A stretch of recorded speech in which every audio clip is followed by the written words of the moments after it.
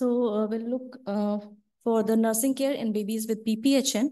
So our specific learning objective will be a brief about the introduction of PPHN, our goals in the nursing care, and then take-home message.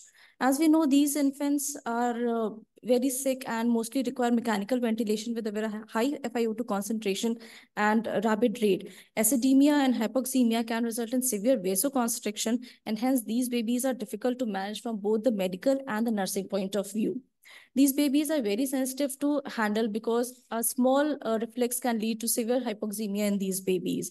Hence, these babies should need to be cared in a level 3 NICU by the nurses who are skilled and knowledgeable in the care of these babies. Our priority goal while managing these babies should be a meticulous assessment and monitoring.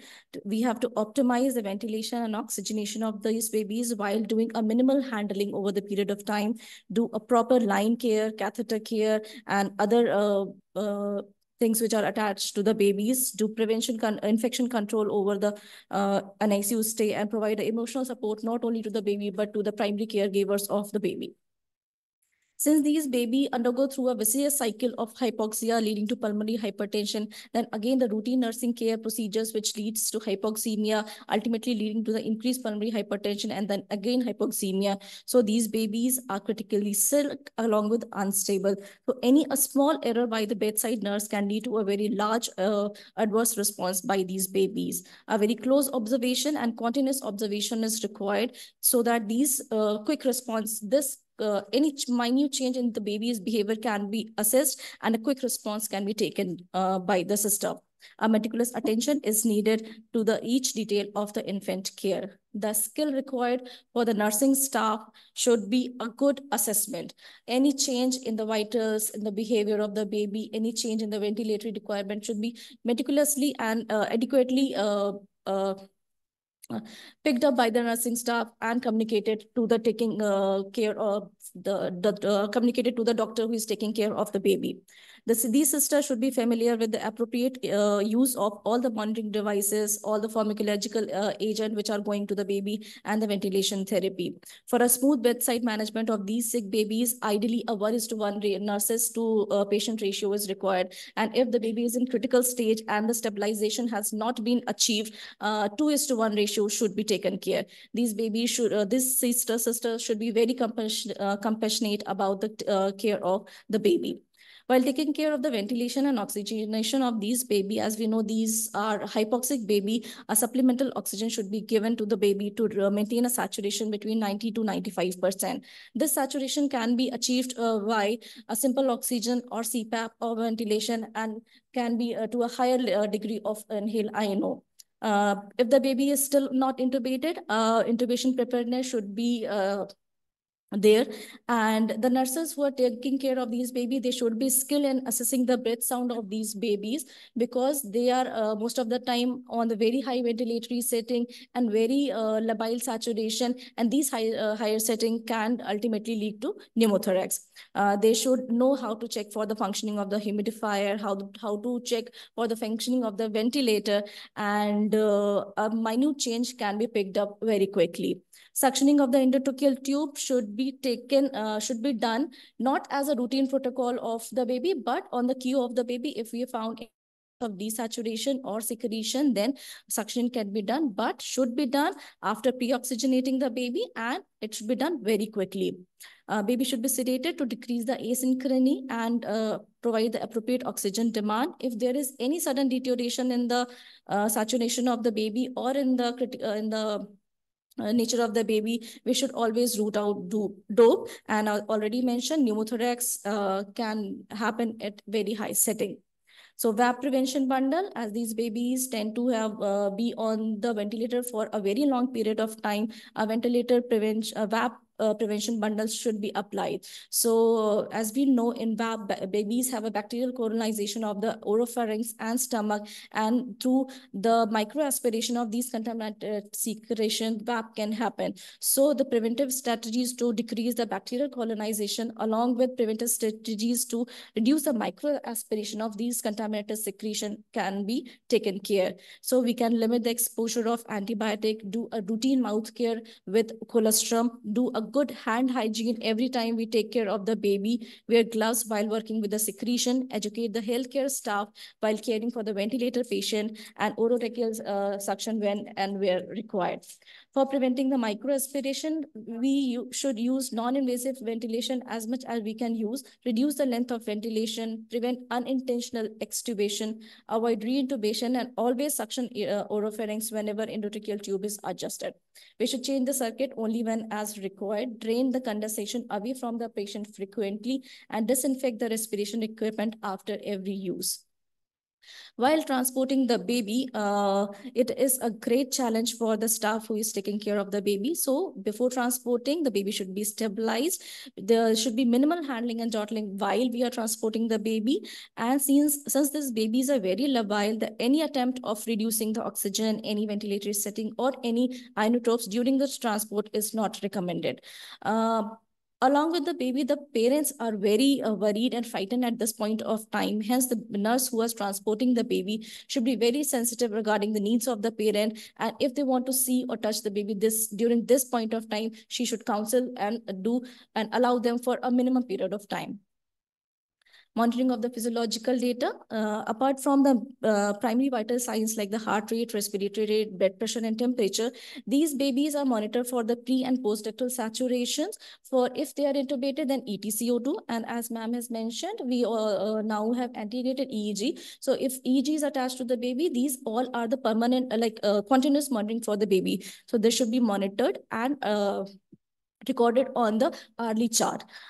These attachments and these recordings are monitored, and any response to the address alarms should be meticulously taken care. We should modify the ventilator setting, HFNC setting, and CPAP setting according to the need of the baby. Input-output charting, as I already mentioned, should be done on the hourly basis, and lab investigations should be done according to the NICU protocol. Documentation and hourly monitoring sheet. As you can see, this is our SGPG NICU hourly monitoring sheet. So on the upper part, we have the vital parameters, and on the lower part, we have the ventilatory setting. So if the baby is on HFO ventilator, the nurses who are taking care of the baby, they should be aware what all parameters are need to be documented, along with the DCO2. And if the baby is on the ETCO2, the DCO2 and ETCO2 should be monitored simultaneously. And other parameters for the invasive ventilations and invasive monitoring, like the arterial BP of these babies and preductal postductal saturation, should be monitored very regularly. These documentation are required for the proper handover and communication from sister to sister, and from sister to documentation, and also from the medical legal point of view. Any alarms, right? So these alarms can arise from any ventilator, any infusion pump, any pulse oximeter, and warmers. So sister should be familiar by the alarm, from where they are coming, their tone, their intensity, and what steps she needs to take from whenever she heard any alarm. So she should follow a structured approach how to respond them, and always check for the functionality. So if it is coming from the ventilator, so why it's coming, is the ventilator is working properly or not, and she should always call for help whenever in need. IV fluids, so these are needed for the perfusing the vital organ and maintaining the normal BP in these babies. Close eye should be on the lab test result, because these are managed according to the electrolyte balance of the babies, and implement prescribed order to maintain a normal glucose, electrolyte, and acid base in these critical babies.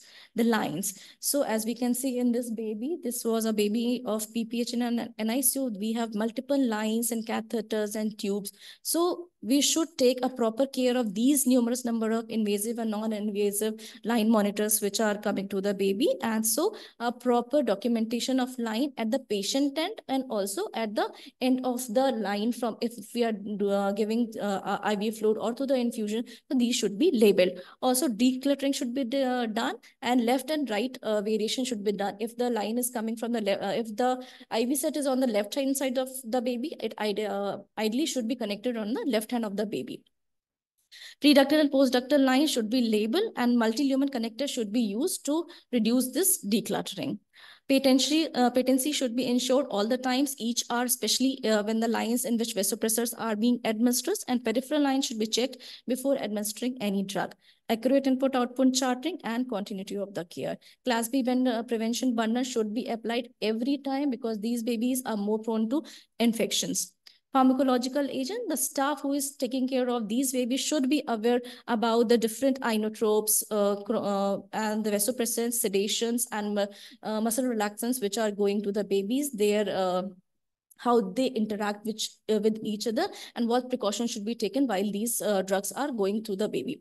So, for example, sildenafil, prostaglandin analog, and milrinone can cause hypotension and flushing of skin, while adrenaline and other vasopressor agent can lead to vasoconstriction. So, whenever she sees any of these abnormalities, she should contact to her doctor. Assessment of the heart rate, blood pressure, perfusion are important after the drug has been started and during the infusion. She should prevent error during making the hurried calculation, and any of these preparation should be double checked before administered. Ideally, can be done by 2 nurses or a nurse and a doctor. Handling and manipulation of these babies, as we already know, and we have been listening to these talk, these babies are very labile. Hence, a very minimal handling can be done to, should be done to these babies, and very minimal manipulations. For this, what can we do? We can do a cluster care. So this can lead to an extended period of rest for these babies. The timing and the amount of handling which is required for these babies can be carefully considered and then categorize. Abrupt transition can disrupt even organized functioning of an infant's autonomic, motor, or state subsystem.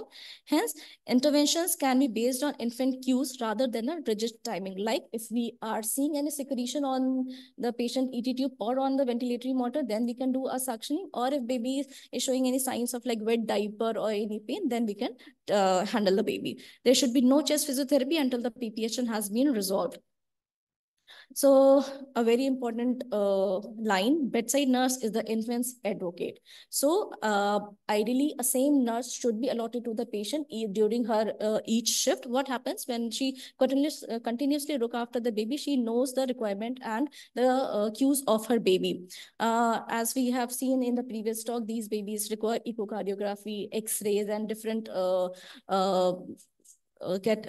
investigations. So different departments like radiology, lab, cardiology, and respiratory therapists are involved in the care of these babies. But here our nurses come in beforehand, and they can communicate to the other department that these babies are very labile, they need minimal handling, and when to stop.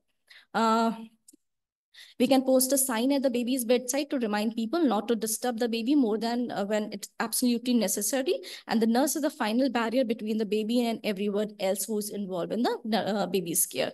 Tactfully reminding the physician, other nurses, and technician to be gentle and limit their handling. Regarding the pain and sedation of these babies are many of the time, if on invasive ventilation, these are sedated or paralyzed to minimize their asynchrony. And nursing care of these paralyzed infant can be very challenging because they are very sensitive, and they cannot respond via their actions. So we have to be very aware about their vital signs and the small cues while they give while they are sedated. So position change also can be very difficult in these babies because they are attached to so many lines and tubes and catheters. There will be no spontaneous respiration in these babies. Hence, a ventilator, the proper working of the ventilator should be checked every time. Pain management and pain scoring in these babies, we should take measure for the appropriate pain management. And if the duct dependent circulation is there, then NSAIDs cannot be used in these babies. So a non-pharmacological measure should be taken to minimize the pain in these babies. Thermal neutrality, these babies should be nursed in thermoneutral environment under a warmer in a servo-controlled manner or in an incubator. Any change in the temperature, hyperthermia or hypothermia should be avoided. And whenever there is a fever, environmental cause should be ruled out. Auditory environment, very important. We should maintain a sound level of less than 45 decibel in the NICU, and this can be achieved by increasing the achieved by talking softly, ear patching of the babies, addressing the alarms very quickly, or not dragging the equipment. There are several apps which are available which can help you by assessing the decibel parameter around the baby's surrounding. This decrease in the sound level can help in increasing the physiological stability and lesser desaturation episodes in these babies, improving the growth parameters, more natural and consistent neurosensory maturation, and fewer speech and language difficulties. Regarding the visual environment, the bright light again can cause physiological instabilities. Hence, a decrease in the ambient light can be achieved by decreasing the lights, and also we can use a direct procedural light to do any procedure around the baby, and these lights should be away from the visual field of the baby. We can shield the baby's eyes from the light, and always turn off the procedure light whenever the procedure is done. Eye care can be done to prevent the exposure keratitis. Skin care and oral care, nasal injury via CPAP or NIPPV can be seen. Hence, a small tegaderm or soft dressing can be applied under the nasal cannula in these babies. A line fixation for the different catheters and endotracheal tube can be done meticulously. Skin care while attaching various devices and electrodes should be taken care. Always use a transparent dressing so that any swelling or redness under your dressing can be seen very quickly. These babies are very edematous, hence the frequent position change should be done. This can be done to prevent the bed sores, and oral care of colostrum should be done. Weighing of the baby. Although we do a regular weighing of all the NICU babies, but this should not be the part of daily plan of these NICU babies, because these are very labile. Hence, it can be done as and when required basis, and at least 2 persons should be present there while weighing this baby, and one should have a constant eye on the oxygen saturation of the baby. Preferably inline weight should be done so that we can do a pre and post changes, and a continuous weight is not needed. Last, family-centered care. Emotional support of the family for the infant caregiver is very important, because these babies are most of the time very sick, and the parent want to touch or feel the baby or talk to the baby, but because of the nature of the baby, this cannot be done. Hence, the nurses who are taking care of the baby, they can provide the emotional support to the parents and provide with them a small amount of, they can ideally can stroke the baby or whisper in front of the baby for a brief time of amount of time. They should acknowledge the anxiety of the parents and keep them informed about the baby's condition, address any concern or question if they have. They can encourage them to visit the baby and interact in other forms to promote the bonding. Emergency preparedness, we should have an organized emergency resuscitation cart in the NICU to avoid any delay in the resuscitation. This can help us with the improved survival and favorable outcome in the unfavorable situation. This can help in decreasing the chaos and distress while handling the emergency. A QI was done in our department, and which this has helped us in a many ways. Team motivation and willpower is checked, and sustainability leads to adherence to practice. Proper handling of these baby from one nursing staff to another nursing staff is done to improve the quality of care, and structural protocol of written handover should be there in every NICU setting. It can help us to transfer the information, a smooth transition between the two settings, and responsibility of two nursing staff between the two shifts. We should also always focus on the aseptic non-touch technique, and this is done to minimize the infection and is taken care during the preparation, administration, and delivery of any IV therapy or during any procedure of these babies. So what are the principles of ANTT? Always wash your hand effectively all the 6 cycles. Never contaminate the key part of the component. Touch non-key part with confidence, and take appropriate and effective precautions. So hand wash procedure and hand rub procedures. Take-home message from this presentation was, be very vigilant to the patient and its environment. What all monitors, what all IV is connected to the baby. A quick response is needed all the time. Minimize the stimuli, and for this you need a cluster care. Emotional support is provided to the baby and the parent. You are the advocate of your baby, so always think first of your baby, then for what the procedure and what the investigations are required. A routine care, an ICU care, WAP and class B prevention is required for these babies. So happy Nurses Day to all the nurses, and happy mothers to all the mothers who are available there. Thank you so much.